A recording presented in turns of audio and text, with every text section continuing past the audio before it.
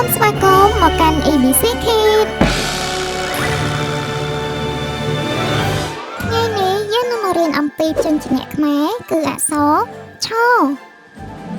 សួស្តីបងប្អូនទាំងអស់គ្នាតើយើងចាប់ផ្ដើមរៀនអក្សរឆជាមួយអ្នកគ្រូទាំងអស់គ្នា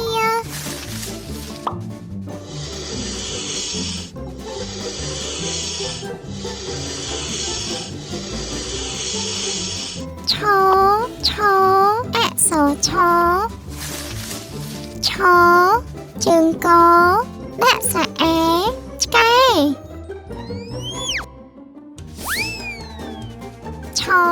សត្វឆ្កែឆជើងមកដាក់ស្រៈអែឆ្មាឆសត្វឆ្មាឆជើងអដាក់ស្រៈអឺនិងងឆ្អឹងឆឆ្អឹង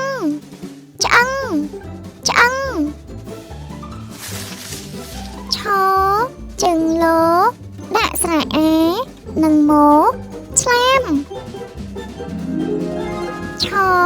ត្រីឆ្លាមពិតជាធ្វើបានល្អណាស់បងប្អូនចាំជួបគ្នានៅវីដេអូក្រោយទៀតបាយបាយ